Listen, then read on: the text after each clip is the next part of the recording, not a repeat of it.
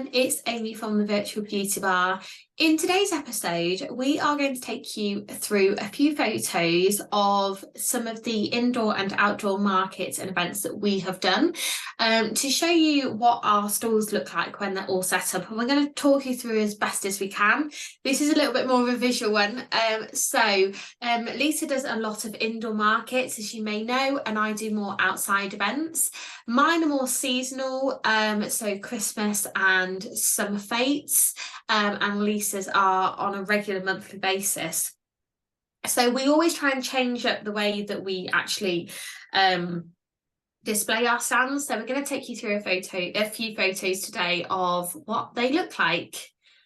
Hello. So this is my monthly market. It's actually an indoor food market, and it's a big hall at the back. Now, I did on this occasion record a little video in the car on the way, so I'm going to play that first. Good morning, everybody. Lisa here. So today is my monthly market at Southport Indoor Market. It's a craft, gift, artisan style market, and we are setting off quite early today. The car's all loaded up. We did do the majority of that last night, and then this morning we've just popped a few extra bits in. So I have my husband with me, Jed, today. He drives me there, drops me off, carries everything in for me because the parking isn't great. So sometimes if we can't get in a loading bay, we have to stick 30 minutes on the meter, and he drops me off and then he goes off to the gym, and then he comes back later on about 4 o'clock and picks me up, helps me pack up, and then we're done. So we're normally out with the pack down in about 10 minutes, and it probably takes me a good hour and a half at least to set up. So that is where I'm at. What time is it now, Jed? It's 8:15. So it's 8:15, so we're all good to go. It's a roasting hot day today. My glasses are steaming up. So see you later. So yeah, this market doesn't open till 11, but I just like to allow myself plenty of time. And we've got into a really good habit now of packing the car up the night before. So it's less to do in the morning, because I think when you're doing events and carrying things in, it can get really hot, can't it?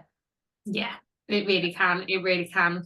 And the other thing, there's lots of people trying to get in. So this one has a loading bay where 3 people can park at once, but you can't always get in the loading bay in the morning. So we do have to park sometimes quite a little bit away, especially when we're doing the pack up at the end. We can't get anywhere near because it's a town centre, so it gets really busy.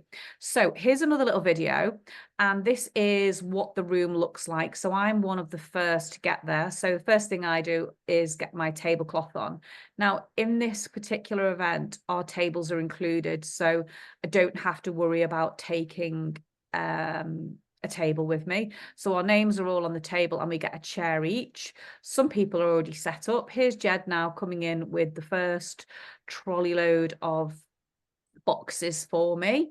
I like everything put in the boxes because it's the clear boxes. These are the Ikea ones. It just makes it a little bit easier. And then he drops it around the back of the table there. I've also got a little trolley, and then I throw my runners on the table, and I've also got a little bit of bunting there at the front, and that bunting's made from a table runner. So one of the ladies from this event, she makes these little neckerchiefs for dogs, and I said to her, make me some bunting, could you? So she said, yeah, give me one of them and I'll do it. So this is the setup here. So I've done a little speedy up video, so I'm going to just play that. It is a visual one to watch. So again, if you are listening to this on Spotify, you might want to just nip over to YouTube to have a little watch through some of these videos. Also, the other reason why I allow myself so much time to set up is because people come over and chat with you. So the event organizer came over there. The last market that I did, the guy next to me didn't stop absolutely chatting the whole time when I was trying to set up. So I just like to allow myself plenty of time to get it done. And also, you know, it's great for content as well. Now, obviously, I wouldn't normally take videos of my stall sort of half set up, but I've done these for demonstration purposes. So I kind of like build it out, put my shelving up, put my crates in, start popping things into situations, because I always like to change it every time. You know, sometimes I might put one of the big stands on the floor, or I might change where the perfumes are, or I might have some different products to showcase. So I just move things around all the time. The next one, yes, that is a bacon butty in the middle, and I'll come to that in a second. So you can see again, you know, I'm always moving things around, and I would say to you to take pictures when you are happy with things. I'm just trying something different on this particular stand this time, which is why I was kind of like humming and hawing over it. But yeah, I would say take pictures, because it does help you with the setup, especially if it's one of your first ones. And obviously get something to eat, because once you open, you can, if you haven't eaten, you can be really aggy and hangry. And I would just say, make sure you take drinks, take butties. My friend owns a butty shop just over the road from this venue, so I'd nipped out, I'd messaged her and said, can you make me a quick butty? So I would just always make sure you've got something to eat, because they can be long days and costly. So we're getting there now. I've used a little acrylic riser there too. I'm going to play that one again, just to get a bit of lift in this here, and then I start adding in some signs. I think we're pretty much nearly there with that one, to be honest, with this stall. Here we go. I think it's pretty much finished here. Sorry about the background noise. You can hear a little bit of clattering going on in the background. I've just got a little bit more to do in that there, and probably just a few more products to put on, but you can see it's filled out there. I've got some skincare products there. Honestly, I've got far too much stock, but I think sometimes that just happens. I buy things when they're on offer. I don't think I really need to buy anything now for the next couple of stores, because I do have quite a lot of quite a lot of things. Unfortunately, because of the lighting, the light being behind, some of these pictures are a bit dark. That's just how it is sometimes if I'm in these windows.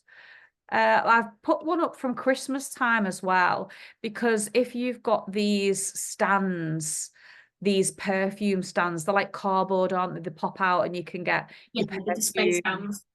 Say that again. The display stands that you Yeah. can order. It's got like a perfume, a body lotion, and the little pear spray there. They do fit quite well into these display ones. So this is a 3-shelf display stand. You can see that there. And obviously it's Christmas time. I've got different things on the end of the table here. I don't know if you can see it so much. I have this like little wooden sleigh. It's dead cute and quite festive. So that only comes out at Christmas. So there's lots and lots of different things. Sometimes, depending where I am in the room, I do put my banner up. Sometimes I don't. It all just depends. And here's just, I'm in a different location, same room. I look a bit cross-eyed on that picture. I don't know what's going on. So yeah, again, I'm always chopping and changing things. So if you ever look at pictures and zoom in, you're like, oh no, she's moving stuff around again. And again, this one's different. Now, when we did the video the other day about what to take to a market, you might have seen me talking about stacking 3 boxes up and then throwing one of these table runners over it, because there was a little bit of space there. And you could, if you had another table, you could put it up, but they're kind of just like my emergency tables. Lucky dips always go well. I always put them on the front. And you can see there, I've got a brochure open as well. And as you know, I do stand around the front of my stalls. I don't really like to sit around the back, or I like to sort of leave myself a space where I can stand and chat with people. And that's me. That's my indoor market. So let's hand back over to you, and you can talk all about doing an outdoor event. Yeah, certainly. So, like I say, mine are more outside that I personally do. And I'm like Lisa, I like to stand in front of the stalls. So a couple of these photos that are on this slideshow are my old setup. So I've got a few different events here, but I do more now stand in front of the table. I've just swapped it up a bit. So as you can see, I use a bright pink gazebo, which gets spotted from afar. I don't use this all the time, but if I can, I will use it. So I've got some strong weights as well on that, so it's not going to blow away. So the picture here on the left, I don't have all the sides on it. So this is actually a different event compared to the photo on the right. But yeah, it's got Avon at the top, but I am looking at getting a new one, which will have the updated logo on it. And on the right, we did just put the 2 side panels on, me and my husband did, and actually the one on the left, when the event actually started, it has got a window on that. We did actually open up the window as well, so people could always like peer in and see what was on display beforehand as well. And as you can see, I've also got the 4 tiered shelves there as well. I think actually that's in a bit of a future picture, isn't it? But yeah, so these are 2 different events but with the same gazebo. So there you go, there's the 4 tiered stands. So this was actually a summer event I did only a couple of weeks ago at the Woodall Spa Country Show, which is by where I live. And I sold loads of Skin So Soft. So this was all the Skin So Soft. So the top shelf was the Enhance and Glow Spray, and then I had the 3 different size bottles of Skin So Soft below. I put the labels on for the different sizes, and the piece of paper that's hanging down from the top of the first shelf had the different uses for Skin So Soft Dry Oil Spray.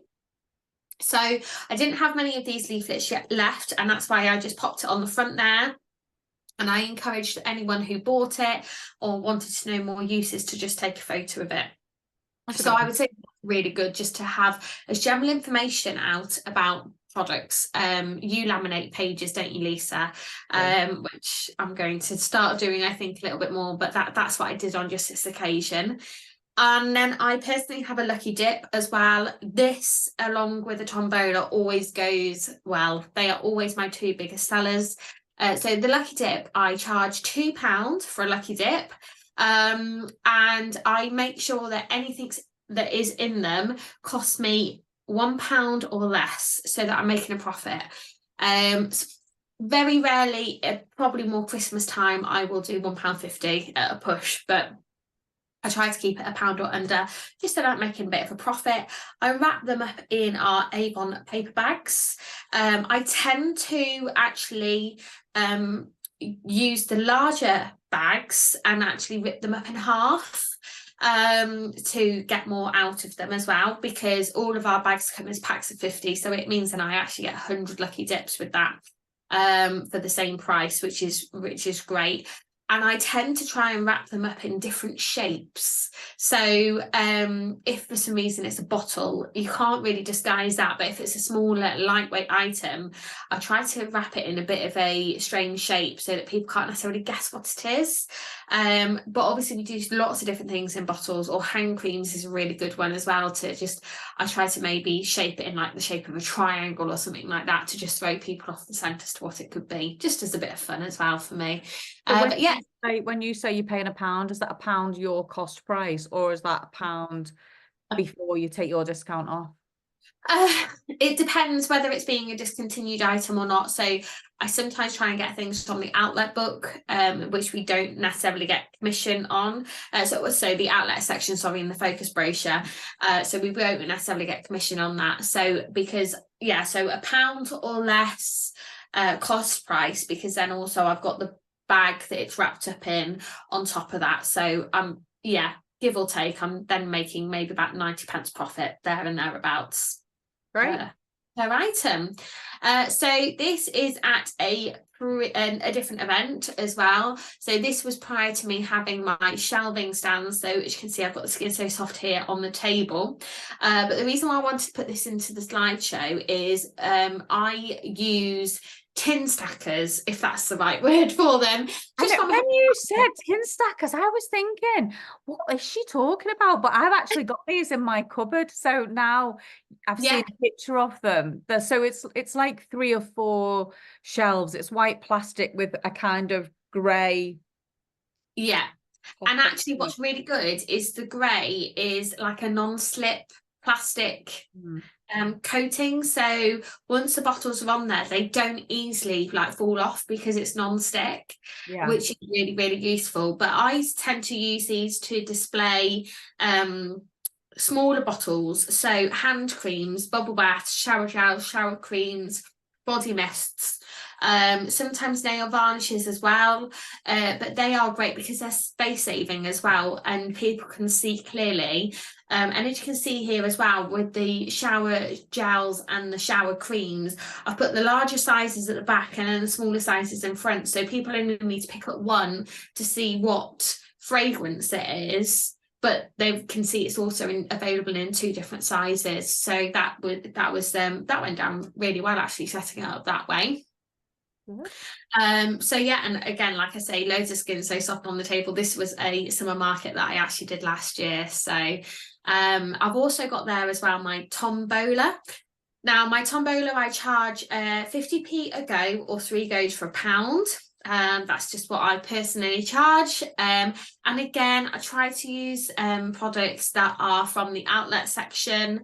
And when I'm putting the raffle tickets in, and I don't know how I didn't know this for absolutely ages, I actually put both sides of the numbers in. So I do the traditional if it ends in a 5 or a 0, but when you're ripping up the raffle tickets, I actually put in the 9 raffle tickets rather than just 5 like a raffle would be. So it's makes a little bit more money basically. But yeah, so 50p a go or 3 goes for £1, but that always goes down really, really well. I've had people in the past say, oh, can I have £15 worth and things like that. So, and what I always do with the tombola though as well is if you don't win a prize, you get a sample instead. So I actually have a fishbowl, not a literal fishbowl, but just from Poundland, but I will try and pop a link below for Amazon, for just a plain like fishbowl, like what you would get a cocktail in as such, and I put all the samples in there so they're all on display, and so people can take a sample if for some reason they don't win, and actually that entices people to come over more again and try again as well. So that's a really useful. Lovely. Perfect. So this is a Christmas stand that I did. So these were actually Christmas items on display. So these were more for demo purposes. And I did it so that people could order the items there and then, because these were the demo ones. You can see there as well that I've also got my stand from my shop in a bag, which have my fragrances on. And what I've done there as well, you may be able to see on a couple of the bottles, not all of them, but this was a bit of an afterthought, but I now do this at all my events, is I've got fragrance strips stuck on to the front of the bottle, and I actually used a sample to spray those fragrance strips. So the bottle was still sealed, and I had a backstock of perfumes as well, but they could see what the box looked like, which was still sealed. If that happened to be the last one, then I'd just take the fragrance strip off, or they could keep the fragrance strip on it, and that would be the bottle that they would take. But yeah, so that's how I display mine. So I do now have more as the business has grown, I do normally now take the bottles out of the boxes, but sometimes if I haven't got many of the item, I still do this and just pop the fragrance stick on the front with a bit of sellotape and just spray it with a sample sprayer. Yeah, it's a good idea, that. I like that. I've never seen that done before. It's just, I can't remember where I saw it. I think it was a shop I saw it, and I thought, oh, that's a really good idea, because it saves you money then as well, especially if you've just got a sample to spray it on. I try to get the spray samples though rather than the dipstick samples, because they're a little bit harder to apply. Yeah, but you can do it with the dipstick as well if needs be. or even getting a purse spray, you know, when the purse sprays are on offer, that kind of thing, or when it's out, sometimes you can buy them for a little bit cheaper. But yeah, no, I like that. It's a really good idea. There's loads of nice stuff on the table there. It's good variety. Yeah, and I try to do the boxes like at all at different angles and things like that. And again, this is at Christmas what I did. So I normally do gift baskets, especially at Christmas. I do a couple at summertime, but predominantly at Christmas. So I get everything from Amazon for this. So the clear cellophane, the packaging. I do try and keep packaging throughout the year as well for any boxes that I get from, I don't know, various different parcels or deliveries. Even if it's the foam Peanuts, I call them. That's the one. Yeah, I couldn't think of the word then. Yeah, so even if that's just like a base layer and then it's topped with a bit of shredded paper, I try and keep everything that I possibly can throughout the year ready for my gift sets at Christmas time. And then I make up loads and loads of different gift sets. I pop them on my social medias. But the one here on the left especially goes well every single year. So this is like a lavender set. So it's got the pillow mist in it, it's got a bottle of our lavender bubble bath, and also a lavender hand cream. I can't remember how much I sold that one for. I want to say £14. It's got £12 on it. £12, is it? Yeah. So I tend to put the price of £1 for like the packaging. But it depends on how much the products have cost me. But I normally, if it's full price, I would then just add on an extra £1 for the packaging purposes. The bows themselves, the more you buy, the cheaper they are. So I bought a pack of 100 bows last year. So I didn't use anywhere near that many last year, but I've got enough ready for this year, ready to go, because it was cheaper to do it that way as well. So it's just kind of like trying to just be savvy with the money, basically. And like I say, just save stuff up throughout the year. If you don't think if you don't think you can use it, you probably can when it comes to a gift set, is what I have learned over the years. Yeah. I think so, yeah. as well with gift sets, you've got to be really conscious of where you are taking them to sell them if you've got a really big event and plenty of room on the tables, because they can take up quite a lot of room, can't they, on your table? 100%. You know, you've got to market it right. I did an event last year at a school and I did loads of lucky bags and sold loads. I couldn't wrap things up fast enough, but there was a stand just a couple down from me selling cosmetics, and they had massive baskets, and it was all kids buying stuff. So they were buying the lucky bags, the lucky dips, but they weren't buying, you know, £25 luxury baskets. So you've really got to know your market, haven't you, with these? Absolutely. This was actually at a care home that I sold a lot of the lavender sets.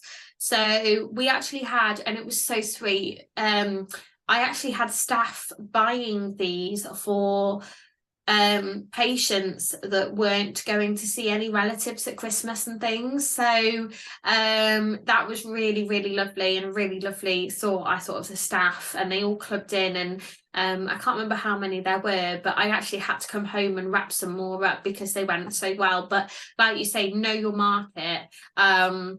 I mean, don't get me wrong, I didn't know that I was going to sell that many, but yeah, care homes, certainly at Christmas, like I say, have gone down well with the gift sets more.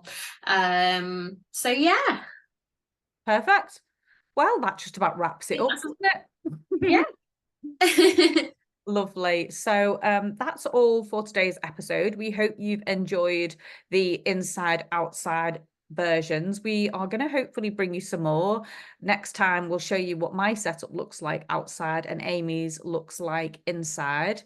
I'm going to just stop sharing this screen just for a second, get us back on here. I think that's been really valuable, really interesting. I think it's really nice seeing pictures. I know when I first started wanting to do markets, God, mine, when I look back now at the pictures, I just think, oh, you know, and it takes time, doesn't it? It takes time to sort your shelving out and, you know what you're doing. And the only reason I got my big festival truck cart was because I was doing a really big event where we weren't parked anywhere near. It was the Southport Flower Show, and it was last year. And we couldn't get the car on the site some days, so we were relying on the cart to load up in the morning and pack up overnight. So really know your markets. And I would say as well, if you're thinking of doing one, go and visit one. Don't be in a rush. Go and visit what it looks like. Look at what people are buying and what other stall holders are selling, and talk to other stall holders. Ask them, has it been busy? Is it worth it? Do you do it regularly? You know, and just ask some questions. Look at people's setups and find what works well for you, and do not feel like you've got to go out and buy everything, because I think I could have hated doing markets, you know, but for me, I love it. It feels like my safe space, you know, being in that environment. I love doing them, but quite equally, you might do it and think this is not for me, and now you've got all these shelves and boxes and trucks and things, and you've got nowhere to keep anything, and you're a bit stressed out. So don't put yourself in that position. Just start off small. That's what I would say. Would you agree? Yeah, absolutely. For the first couple of years, sorry, that I was doing Avon, events was not on my agenda whatsoever. But then more and more events became, or people were approaching me. We will be doing an episode on how to find events, but I find as well, speaking to other stall holders is really, really useful as well, because you get to find out what's going on as well within that industry. It's really nice as well. So a lot of the events I do on my own, because my husband looks after the children. He's only ever been to one event with me. And it's always nice as well to befriend your like neighbour who you are with, especially if you are doing it on your own. Or you might get to know vendors on a more regular basis, and that is perfect in the situation of just need to nip to the loo. Would you mind just keeping an eye on my store where to pop to the toilet, or what have you, or whatever it may be. Like you said in your video as well, take snacks and drinks as well, because it could cost you an absolute arm and a leg, and that would be eating in your profits. So yeah, I don't really leave this table at all to like get food or drinks or anything, but if you need to go for a wee, you need to go for a wee. So befriend neighbour. But that is also where, like I say, if you get to know vendors at multiple different places over time, or if it's a more regular market, like you were saying about the lady doing your bunting, you know, they can just keep an eye on the store, and that's a really useful thing.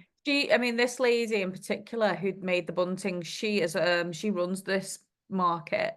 Okay. She's a stall holder. So some months next month it's the school holidays, so she's going to do free face painting to encourage people to bring the children in. Love that. And she doesn't necessarily have a stall, she'll let it go to other people, but if there's months where there's extra tables, she'll have a stall, and she sells like dog collars and dicky bows. It's dead cute. But yeah, just you start to get to know people, and it's really nice. And then, you know, you'll say, oh, where else do you go for your markets? And it's a bit like that at this one. It's lovely. So there's a lady who sells cakes, and she runs another market which is 15 minutes away. Now I've done those before, but it's just a little bit too far out my area for me.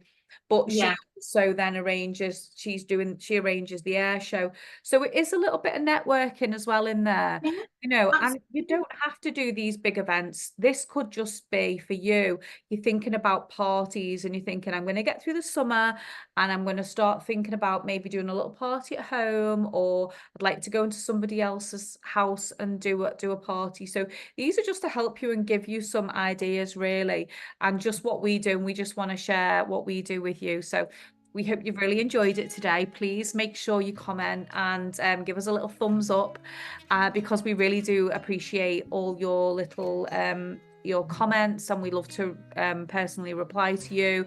And if you have any questions for us, then you can also email us, and that is thevirtualbeautybar@gmail.com. We'd love to hear from you, but please keep commenting and liking, and we will see you in the next video. So thanks very much, everyone. See you soon. Bye.